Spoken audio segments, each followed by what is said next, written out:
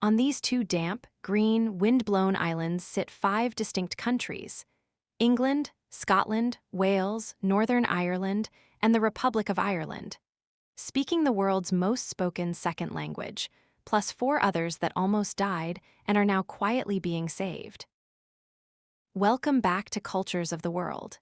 Today we are spending some time with the British Isles, Great Britain, and Ireland, and there is one piece of geography we need to get straight at the start, because people get it wrong all the time.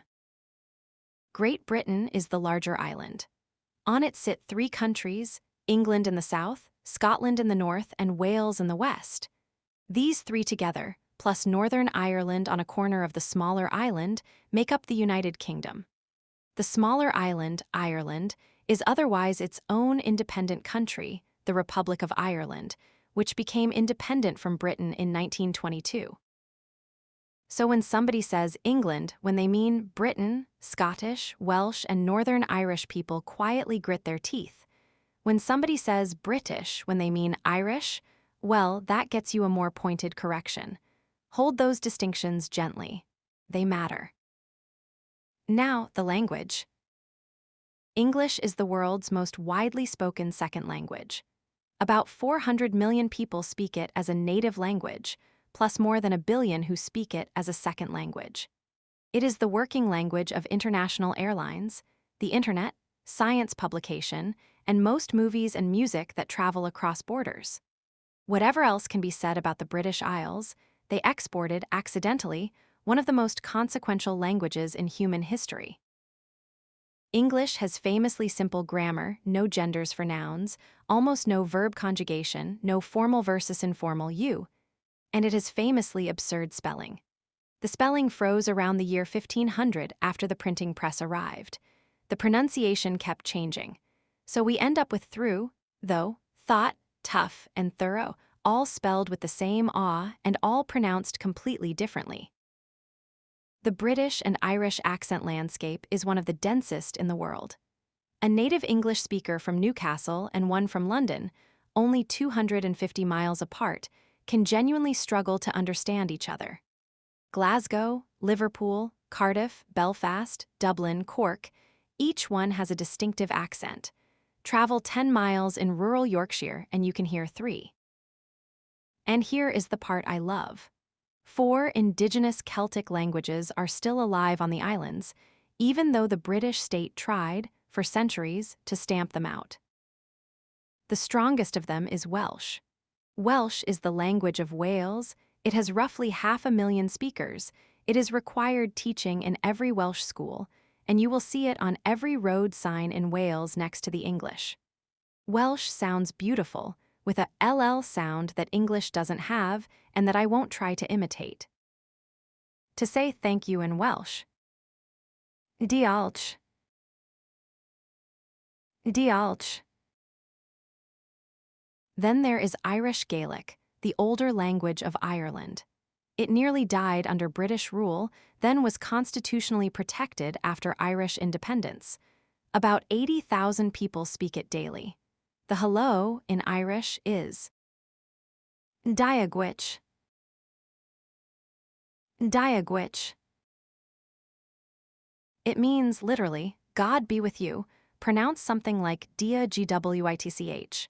The traditional reply is Dia is Mjövergwich, God and Mary be with you.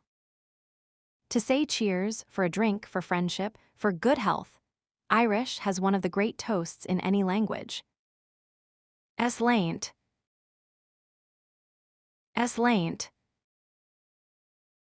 Then there is Scottish Gaelic, mostly in the Highlands and Hebrides Islands, about 60,000 speakers. And Manx, the language of the Isle of Man, which technically went extinct in 1974 when the last native speaker died, and which has, over the last 40 years, been brought back to life. Manx schools now teach children to speak it. A language that was officially dead is now, quietly, on its feet again. Now tea in the pub. 2 cultural institutions hold the British Isles together more than anything else. The first is tea. Tea arrived from India and China in the 1700s and became so central to daily life that putting the kettle on is the standard British response to any crisis. A death in the family, put the kettle on. Bad news at work, put the kettle on. The end of the world, put the kettle on. There is a steady, comforting, almost religious quality to British tea drinking. Strong black tea with a splash of milk and sometimes sugar, several times a day, always. The second institution is the pub, the public house. The pub is less a bar than a community living room.